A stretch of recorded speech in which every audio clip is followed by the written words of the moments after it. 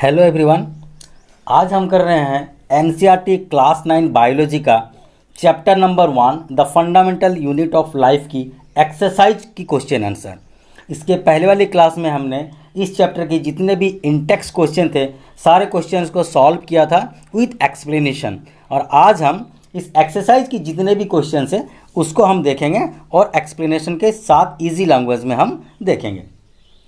और इसके जितने भी थ्योरीज क्लासेस हुए हैं उसके सारे आपको प्लेलिस्ट में जाकर के मिल जाएंगे। अगर आपने उन वीडियोस को नहीं देखे हैं तो प्लीज़ आप प्लेलिस्ट में जाकर के थ्योरीज वीडियो को देखें ताकि आपकी पूरी कंसेप्ट क्लियर हो। तो चलिए स्टार्ट करते हैं आज का हमारा एक्सरसाइज सॉल्यूशन। मैं हूं अरुण चौधरी और आप देख रहे हैं एसी स्टडी पॉइंट।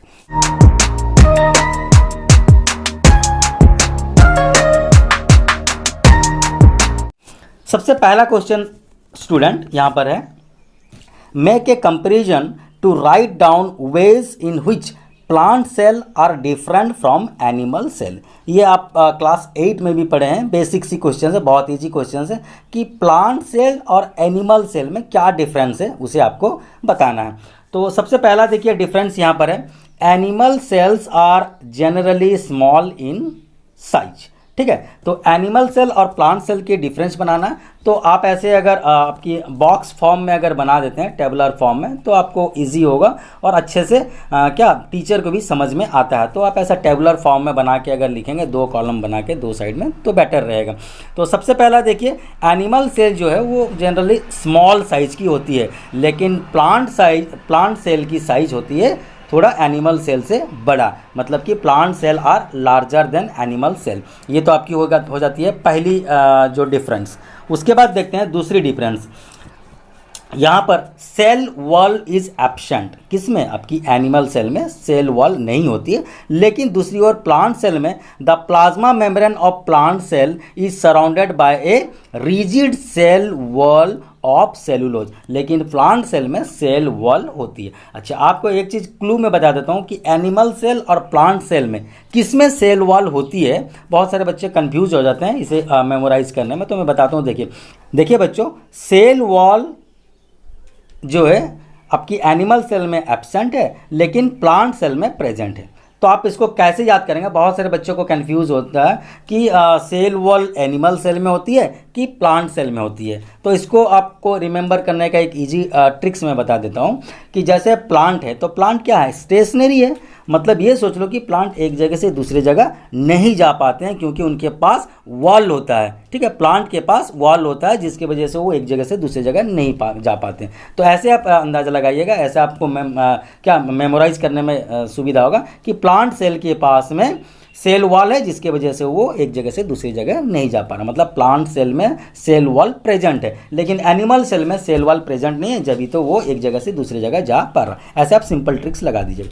अच्छा, थर्ड देखिए यहाँ पर आपकी जो थर्ड डिफरेंस है, except the protozoan euglena no animal cell possesses plastid. Animal cell के पास प्लास्टिड नहीं होती है, लेकिन यहाँ भी रेस्ट्रिक्शन है, एक्सेप्ट प्रोटोजोवन यूग्लिना। ये जो प्रोटोजो एक टाइप का है इसके पास आपकी क्या प्लास्टिड मौजूद होती है, लेकिन बाकी सभी एनिमल सेल में प्लास्टिड क्या है? आपकी प्लास्टिड मौजूद नहीं है। No animal cell possesses plastid. वहीं अगर दूसरी तरफ बात करें प्लांट सेल की तो प्लास्टिड आर प्रेजेंट, यहाँ पर प्लास्टिड प्रेजेंट होती है। फोर्थ डिफरेंस की अगर बात करें तो एनिमल सेल में vacuoles in animal cell are many small and temporary. Vacuoles animal cell में होती जरूर है लेकिन बहुत नंबर में होती है, लेकिन ये बहुत छोटे होते हैं और टेम्पररी होते हैं, फिक्स नहीं, परमानेंट नहीं है। लेकिन वही प्लांट सेल में most nature plant cell have a permanent and large central vacuole. Central से वैक्यूल, प्लांट सेल के पास बहुत बड़े बड़े लार्ज वैक्यूल्स होते हैं। मैंने आपको थ्योरी क्लास में बताया था कि इतने बड़े होते हैं कि सेल के 80 से 90% स्पेस को वो ऑक्यूपाई कर लेते हैं और वो परमानेंट होते हैं प्लांट सेल में। ठीक है, पर एनिमल सेल में ये वैक्यूल जो है वो टेम्पररी होती है और छोटी होती है।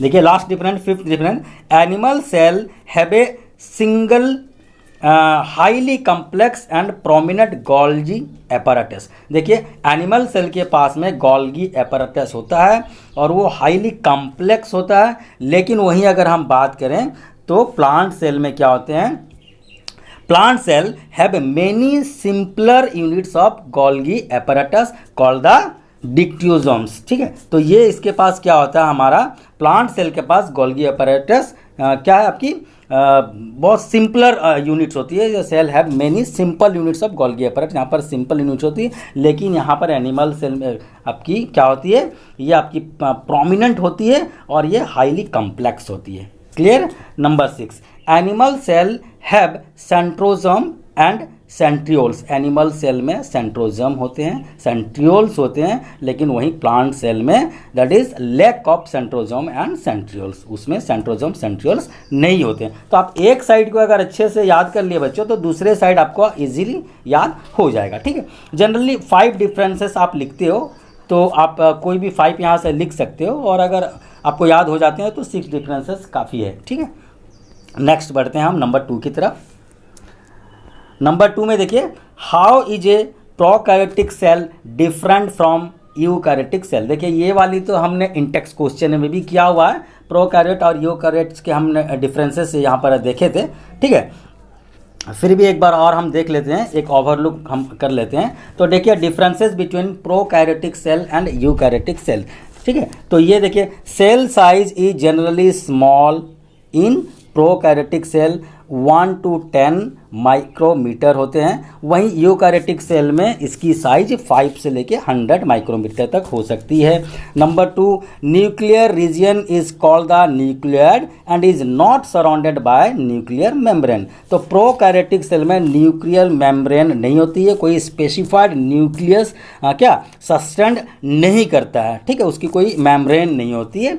लेकिन वहीं अगर बात करें यूकैरियोटिक सेल में तो nuclear material is surrounded bye nuclear membrane. जितने भी न्यूक्लियर मटेरियल्स है उसकी न्यूक्लियर मेम्ब्रेन होती है, उसके अंदर वो रहता है, तभी तो वेल डिफाइंड न्यूक्लियस होता है। यूकैरियोटिक सेल में जो न्यूक्लियस होता है वेल डिफाइंड होता है, लेकिन प्रोकैरियोटिक में वो वेल डिफाइंड नहीं होता है। Number 3, only a single chromosome is present. Prokaryotic cell में एक ही क्रोमोजोम, सिंगल क्रोमोजोम प्रेजेंट होता है, लेकिन आपकी यूकैरियोटिक सेल में more than 1 chromosome is present, एक से ज़्यादा क्रोमोजोम प्रेजेंट होता है। अगर बात करें तो 23 पेयर्स होते हैं, 23 पेयर्स यानी कि 46 नंबर्स इतने होते हैं, मतलब कि मोर देन 1 क्रोमोजोम इसमें प्रेजेंट है, 23 पेयर्स है या 46 नंबर्स कह लो।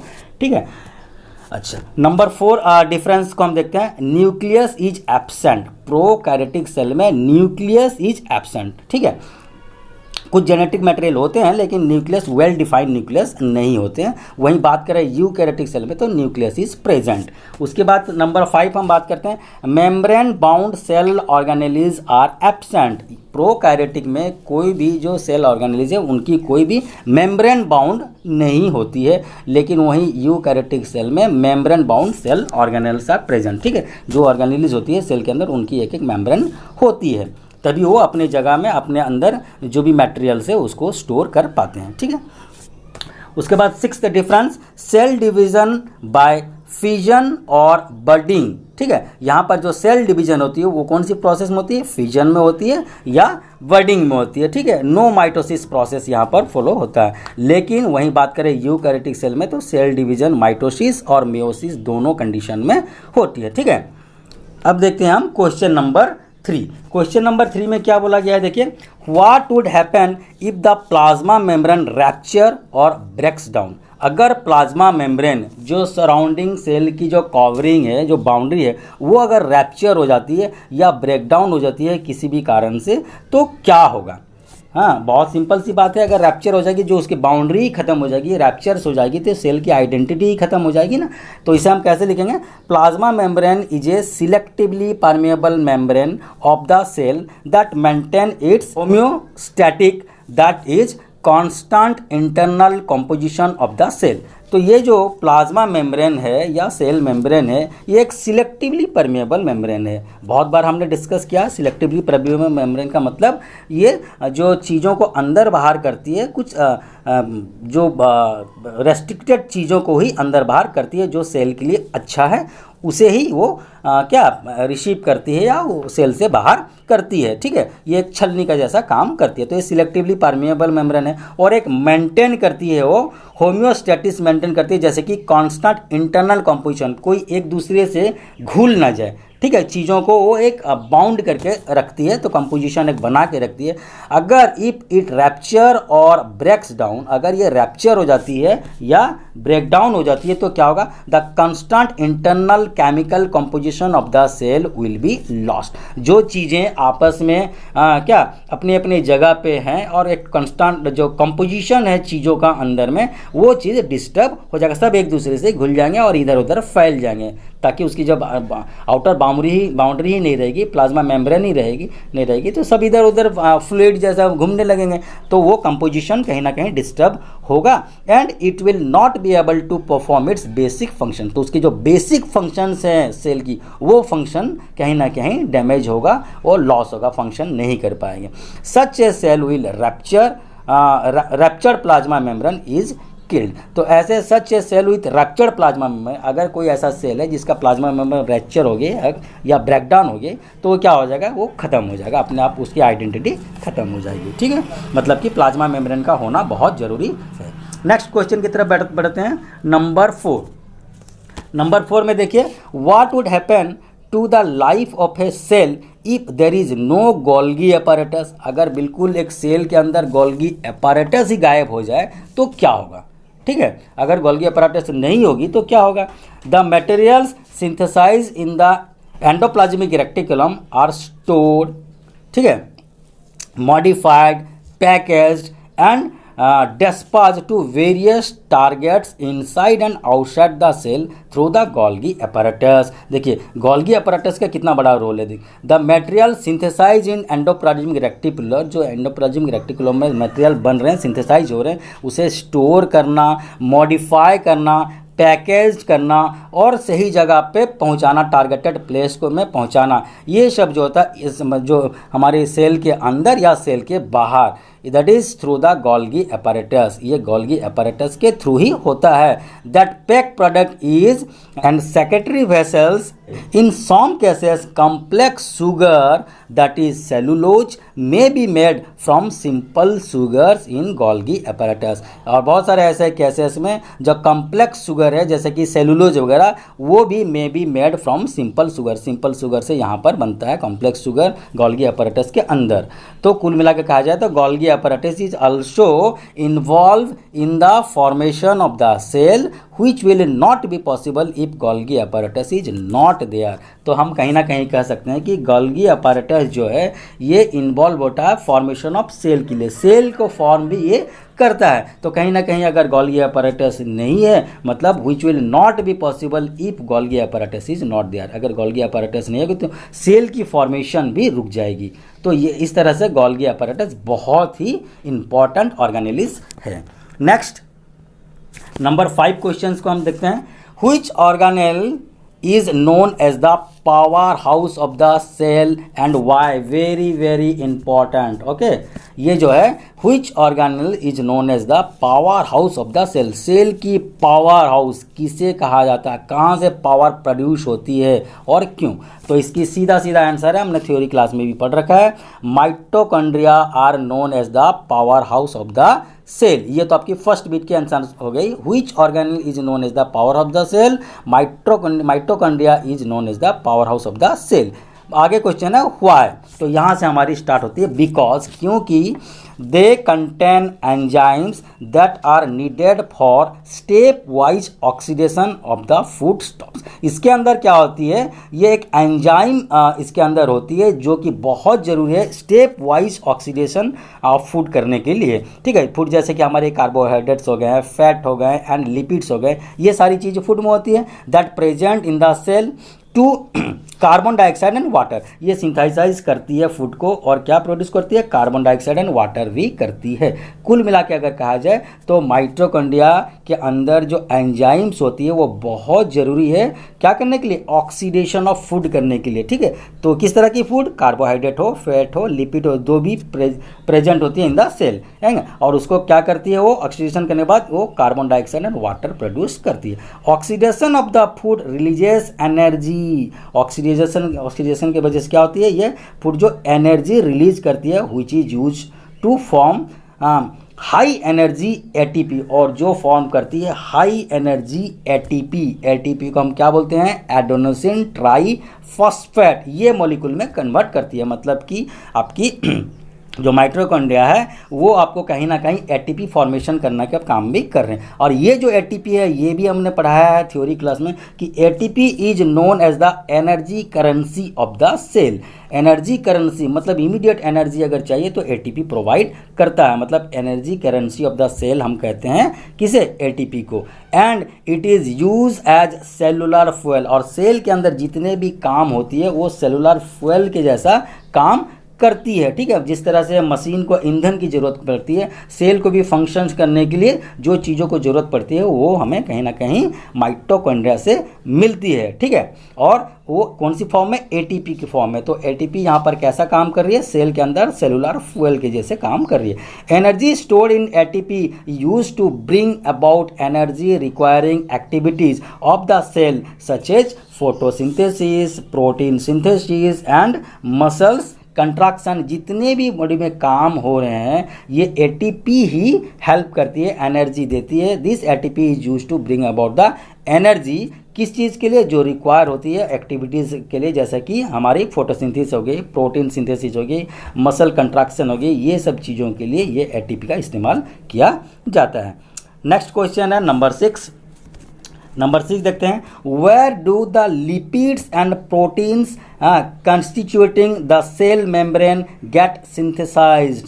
तो कहाँ पर ये लिपिड और प्रोटीन सिंथेसाइज होती है, तो पहला आंसर है रफ एंडोप्लाज्मिक रेक्टिकुलम, RER, यहाँ पर आपकी प्रोटीन की सिंथेसाइज होती है। और जो ACR जो है स्मूथ एंडोप्लाज्मिक रेक्टिकुलम, यहाँ पर आपकी लिपिड की सिंथेसाइज होती है। वेरी सिंपल, ठीक। Next question number 7, how does amoeba obtain its food. मैंने आपको डायग्राम के साथ बताया था जब एक्सप्लेन किया था। तो एमीबा किस तरह से अपनी फूड को लेती है, एनगल्फ करती है। तो amoeba has flexible cell membrane, उसकी जो सेल मेम्ब्रेन होती है वो फ्लेक्सिबल होती है। At in enables amoeba to engulf in food by the process called the endocytosis. इसकी एक फॉल्स फिट, जैसे मान लो मैं ये बात करता हूँ, ये एक एमीबा है, ठीक है, और यहाँ पर फूड आ गया, तो ये क्या करेगा, इसकी जो फॉल्स फिट इस तरह से ये डेवलप हो जाएंगे, ठीक है, और यहाँ पर ये फूड इसके अंदर चला जाएगा। और जैसे फिर एज इट इज जैसे साइज़ थे वैसे बाद में वो हो जाएगा, मतलब कि उसकी जो साइज होती है। तो ये कहीं ना कहीं कहाँ पर आपका काम हो रहा है, ये सेल मेम्ब्रेन ही तो है, ये सेल मेम्ब्रेन ही इस तरह की फॉल्स फिट बन के आया ना। तो यहाँ पर इसी बात को बताया गया कि इसकी जो फ्लेक्सिबल सेल मेम्ब्रेन जो है ये एक फॉल्स फिट टाइप की बन जाती है और जिसके अंदर वो फूड चला जाता है, एनगल्फ कर लेती है। तो इस प्रोसेस को क्या बोलते हैं हम, एंडोसाइटोसिस, ठीक है, जिसे हम फॉल्स फिट को स्यूडोपोडिया के भी नाम से हम जानते हैं। नेक्स्ट क्वेश्चन देखिए नंबर 8, व्हाट इज ऑस्मोसिस। बहुत ही इंपॉर्टेंट है, मैंने आपको बताया था ऑस्मोसिस, और इसका दूसरा जो रिवर्स है आपकी वो हो जाती है डिफ्यूज़न, ठीक है। तो डिफ्यूज़न में एक्चुअली होता क्या है, गैसियस एक्सचेंज, और ऑस्मोसिस में क्या होता है, लिक्विड एक्सचेंज। तो इसी बात को आपको सिर्फ यहाँ पर ऑस्मोसिस पूछा गया। अगर कहीं पूछ ले कि right the differences between osmosis and आपके डिफ्यूज़न, तो आप उसे भी लिख सको। तो ऑस्मोसिस क्या होता था, द डिफ्यूजन ऑफ वाटर और solvent through a semi permeable membrane from a solution of lower concentration of solutes to the solution of higher concentration of the solute to which the membrane is relatively impermeable is called osmosis। तो osmosis में actually होता है क्या है, एक side से दूसरे side जो लिक्विड की मूवमेंट है या फ्लूइड की मूवमेंट वो होती कैसा है, हायर कंसंट्रेशन से लोअर कंसंट्रेशन की तरफ मूवमेंट करना लिक्विड या फ्लूइड को। हाँ, इसको हम कहते हैं आपकी ऑस्मोसिस। क्लियर है? तो यहाँ पर मैं समझता हूँ कि ये आपको जो ऑस्मोसिस वाली जो टर्म है इसको समझ में आ गया होगा। ठीक है, और आपको जो इसके नेक्स्ट जो रिवर्स है वो हो जाता है डिफ्यूजन। तो डिफ्यूजन और ऑस्मोसिस को दो बेसिक डिफरेंस जो है वो आपको मैंने बता दिया। तो इस तरह से हमारा जो इंटेक्स क्वेश्चन भी कंप्लीट हो गया, और आज हमारा एक्सरसाइज की जो क्वेश्चन थी नंबर 8 तक ये भी हमारा कंप्लीट हो गया। तो बच्चों, आपको अगर ये वीडियो अच्छा लग रहा, आपको इसका मेरे समझाने का तरीका अगर अच्छा लग रहा, तो ज़रूर इस चैनल को सब्सक्राइब कीजिए, लाइक कीजिए और अपने दोस्तों के साथ शेयर कीजिए। तो नेक्स्ट क्लास में मिलते हैं एक नई टॉपिक के साथ। Till then bye, have a nice day.